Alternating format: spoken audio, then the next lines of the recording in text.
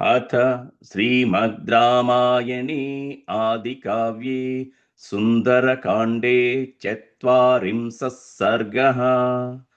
श्रुत्वा तु वचनं तस्या वायुसूनुर्महात्मनः उवाचात्महितं वाक्यं सीतासुरसुतोपमा। त्वां दृष्ट्वा प्रियवक्तारं सम्प्रहृष्यामि वानर। हतसञ्जातसस्येव वृष्टिं प्राप्य वसुन्धरा। यथा तं पुरुषव्याघ्रं गात्रैशोकाभिकर्षितैः संस्पृशेयं सकामाहं तथा कुरुदयां मयि।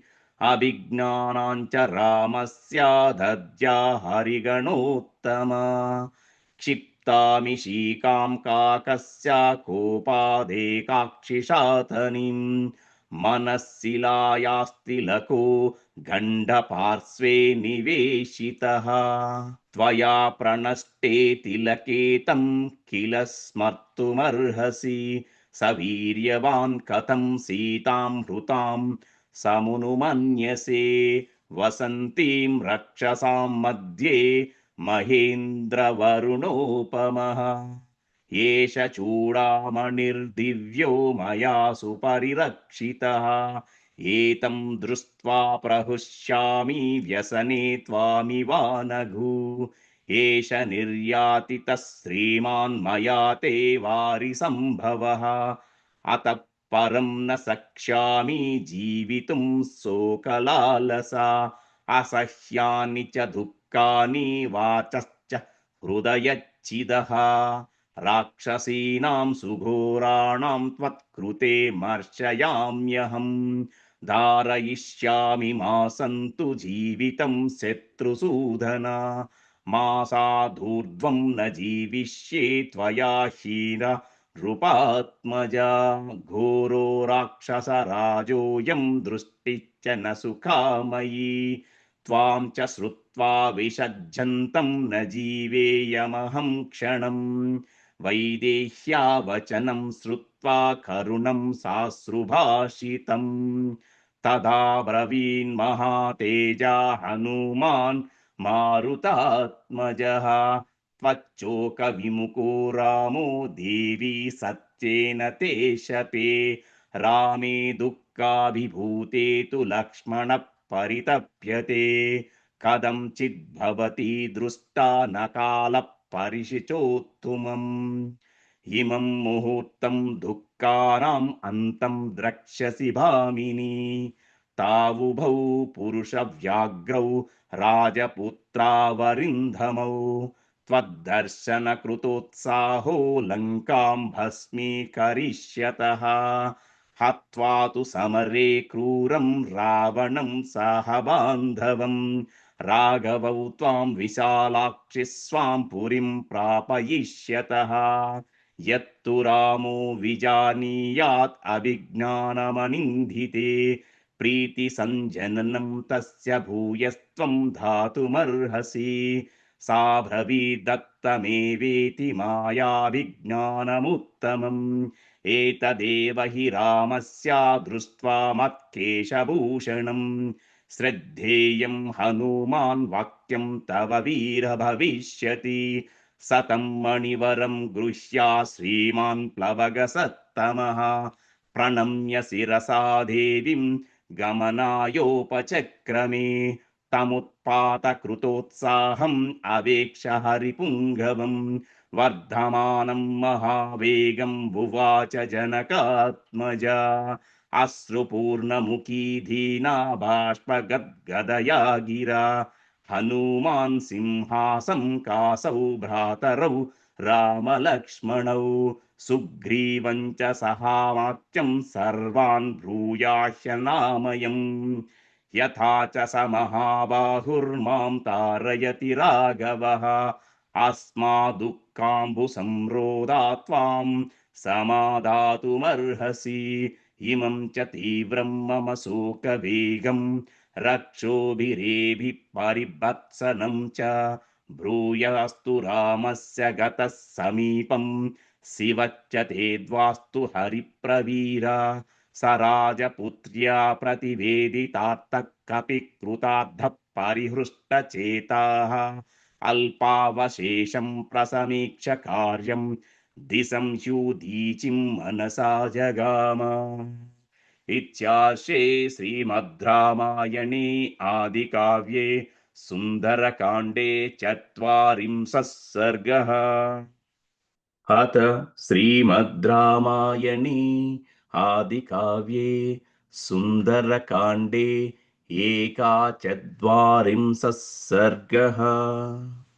स च वाग्भिर्प्रशस्ताभिर्गमिष्यन् पूजितस्तया तस्मादेशादपक्रम्य चिन्तयामास वानरः अल्पशेषमिदं कार्यं दृष्टेयमसि ते क्षणा त्रीनुपायानतिक्रम्य चतुर्द इह दृश्यते न सामरक्षस्सु गुणाय कल्पते न दानमर्दोपचितेषु युज्यते न भेदसाध्या बलतर्पिता जनाः पराक्रमस्तेव ममेह रोचते न चास्य कार्यस्य पराक्रमाधृते विनिश्चयः कच्चिदिहूपपद्यते हतप्रवीरा हि रणे हि राक्षसा कथञ्चिदीयुर्य दिश्याद्यमाद्धवम् कार्ये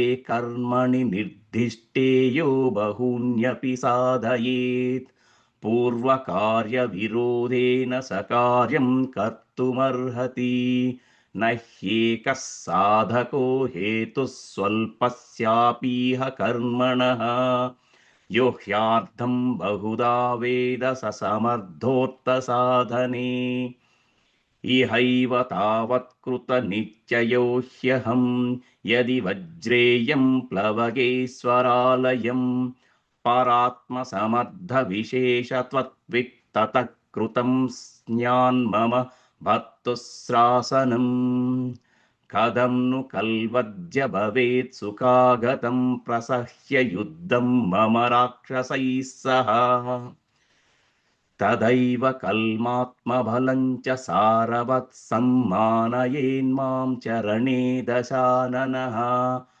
ततः समासाद्य रणे दशाननं समन्त्रिवर्गसबलप्रयायिनं हृदि स्थितं तस्य मतं बलं च वै सुखेन मत्वा हमितः पुनर्व्रजे इदमस्य नृशंसस्य नन्दनोपममुत्तमं वनं नेत्रमनङ्कान्तं नानाद्रुमलतायुतम् इदं विध्वंसयिष्यामि शुष्कं वनमिवानलः अस्मिन् भग्ने ततः कोपं करिष्यति दशाननः ततो महत् सास्वमहारथद्वीपं फलं समाधिक्षति राक्षसाधिपः त्रिशूलकालाय सपट्टसायुधं ततो महद्युद्धमिदं भविष्यति अहं तु तस्यै समयन्ति चण्डविक्रमैः समैत्य रक्षोभिरसाह्य विक्रमः निहत्य तद्रावणचोदितं फलं सुखं गमिष्यामि कपीश्वरालयम् ततो मारुतवत् क्रुद्धो मारुतिर्भीमविक्रमः ऊरुवेगेन महता द्रुमान् क्षेप्तुमथारभत ततस्तु हनुमान् वीरो भवञ्ज प्रमदावनं मत्तद्विजसमाभुष्टं नानाद्रुमलतायुतं तद्वनं अतितैर्वृक्षैर्भिन्नैश्च सलिलाशयैः चूर्णितैर्पर्वताग्रैश्च बभूवा प्रियदर्शनम् नानाशकुन्तविरुतैर्प्रभिन्नैः सलिलाशयैः ताम्रैः किशलयैः क्लान्तैः क्लान्तद्रुमलतायुतं न बभौ तद्वनं तत्र धावनालहतं यथा व्याकुला वर्णारेजुर्विह्वला इव तालताः लता गृहैश्चित्तविभ्रमैश्च क्षुद्रगृहैश्च नाशितैर्महोर्गैर्व्याळमृगैश्च निर्तुतैः शिलागृहैरुन्मथितैस्तथा गृहैः प्रणष्टरूपं तदभून्महाध्वनम् सा विह्वला शोकलता प्रताना वनस्थली शोकलता प्रताना जाता दस्याम प्रमदा वनस्य कपिर्बलादिप्रमदा वनस्य न तस्य कृत्वार्धपतेर्महाकपि महद्व्यलीकं मनसो महात्मनः युयुत्सुरेको बहुभिर्महाबलै श्रियाज्वलं स्तोरणमास्तितः कपिः इत्यार्षे श्रीमद् रामायणे आदिकाव्ये सुन्दरकाण्डे एकाचद्विंशः सर्गः। अथ श्रीमद् रामायणे आदिकाव्ये सुन्दरकाण्डे द्वाचत्वारिंशः सर्गः। ततः पक्षिनिनादेन वृक्षभङ्गस्वनेन च बभूवुस्त्राससम्भ्रान्ताः सर्वे लङ्कानिवासिनः विद्रुताश्च भयत्रस्ता विनेधुर्मृगपक्षिणः रक्षसां च निमित्तानि क्रूराणि प्रतिपेधिरे ततो गतायां निद्रायां राक्षस्यो विकृताननाः तद्वनं ददृशर्भग्नं तं च वीरं महाकपीं सता दृष्ट्वा महाबाहुर्महात्साहो महाबलः चकार सुमहाद्रूपं राक्षसीनां भयावहम् ततस्तं गिरिसङ्कासम् अतिकायं महाबलं राक्षस्यो वानरं दृष्ट्वा प्रपुच्चर्जनकात्मजां कोऽयं कस्य कुतो वायं किं निमित्तमिहागतः कथं त्वया सहानेन संवादः कृत इत्युत आचक्ष्वनो विशालाक्षी मा भूत्ते सुभगे भयं संवादमसितापाङ्गे त्वया किं कृतवानयम् अथा ब्रवीत्तथा साध्वी सीता सर्वाङ्गसुन्दरी रक्षसां भीमरूपाणां विज्ञाने मम का गतिः यूयामेवाभिजानिता योऽयं यद्वा करिष्यति अहिरेव ह्यवेपाधान् विजानाति न संशयः अहमप्यस्य भीतास्मि नैनं जानामि कोऽन्वयम् वेद्मि राक्षसमेवैनं कामरूपिणमागतम् वैदेह्या वचनं श्रुत्वा राक्षस्यो विद्रुतादिशः स्थिता काचिद्गता काचित् रावणाय निवेदितम् रावणस्य समीपे तु राक्षस्यो विकृताननाः विरूपं वानरं भीमम् आख्यातुमुपचक्रमुः अशोकवनिका मध्ये राजन् भीमवपुः कपिः सीतया कृतसंवादस्तिष्ठत्यमितविक्रमः न च तं जानकी सीता हरिं हरिणलोचना अस्माभिर्बहुधा पृष्टा निवेदयितुमिच्छति वासवस्य भवेद्धूतो धूतो वैश्रवणस्य वा प्रेषितो वापि रामेण सीतान्वेषणकाङ्क्षया तेन त्वद्भूतरूपेण यत्तत्तव मनोहरं नानामृगगणाकीर्णं प्रमुष्टं प्रमदावनं न तत्र कच्चिदुद्देशो यस्तेन न विनाशितः यत्र सा जानकी सीता स तेन न विनाशितः जानकी रक्षणार्थं वा श्रमाद्वा नोपलभ्यते अथवा कश्रमस्तस्य सैव तेनाभिरक्षिता चारु पल्लवपुष्पाढ्यं यं सीता स्वयमास्थिता प्रवृद्धसिंसुपावृक्षः स च तेनाभिरक्षितः तस्योग्ररूपस्योग्रत्वं दण्डमाज्ञातुमर्हसि सीता सम्भाषिता येन तद्वनं च विनाशितं मनः परिगृहीतां तां तव रक्षो गणेश्वर कः सीतामभिभाषेत यो न स्यात् यक्तजीवितः राक्षसीनां वचः श्रुत्वा रावणो राक्षसेश्वरः हुताग्निरिव जज्ज्वालकोपसंवर्तिते क्षणः तस्य क्रुद्धस्य नेत्राभ्यां प्रापतन्नस्रबिन्दवः दीप्ताभ्यामिव दीपाभ्यां साचिषः स्नेहबिन्दवः आत्मनः सदृशार्वीरान् किङ्कारन्नाम राक्षसान् व्याधिदेशमहातेजार्निग्रहार्थं हनूमतः तेषामशीतिसहस्रं किङ्कराणां तरस्विनां निर्ययुर्भवनात् तस्मात् कूटमुद्गरपाणयः महोदरा महाधंष्ट्रा घोररूपा महाबलाः युद्धाभिमनसः सर्वे हनुमद्ग्रहणोन्मुखाः ते कपीन्द्रं समासाद्य तोरणस्तमवस्थितम्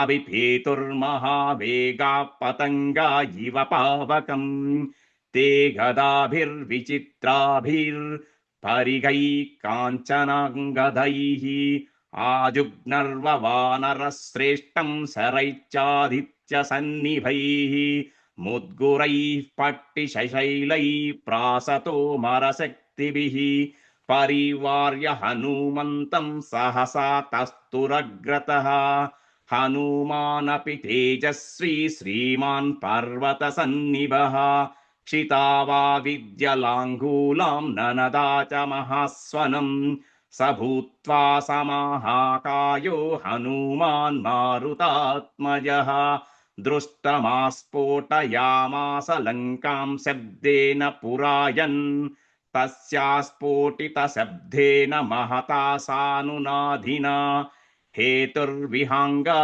गगनात् उच्चैश्चेदमघोषयत् जयत्यतभिलो रामो लक्ष्मणश्च महाबलः राजा जयति सुग्रीवो राघवेणाभिपालितः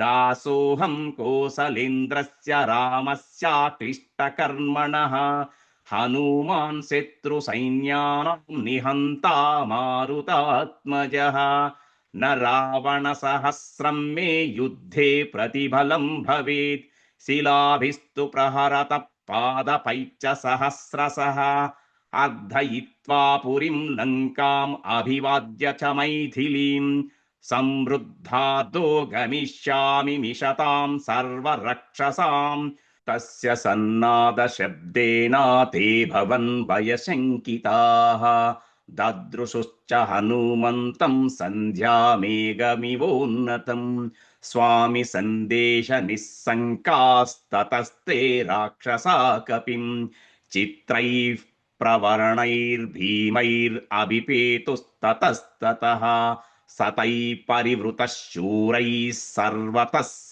महाबलः आससादाय सम्भीमं परिगं तोरणाश्रितं सतं परिगुमादाय जगान रजनीचरान् सपन्नगमिवादाय स्फुरन्तं विनतासुतः विचचाराम्भरे वीरः परिगृह्य च मारुतिः सुधायमास वज्रेण दैत्यानिव सहस्रदृक् सहत्वा राक्षसीन् वीरान् किङ्करान् मारुतात्मजः युद्धकाङ्क्षीं पुनर्वीरस्तोरणं समुपाश्रितः ततस्तस्मात् भयान्मुक्ता कतिचित्तत्र राक्षसः निहतान् किङ्करान् सर्वान् रावणाय न्यवेदयन् स राक्षसानां निहतं महद्बलं निशम्य राजा परिवृत्तलोचनः समादिदेशा प्रतिमं पराक्रमे प्रहस्तपुत्रं समरे सुदर्जयम् इत्यार्षे श्रीमद् रामायणे आदिकाव्ये सुन्दरकाण्डे 24 सर्गः।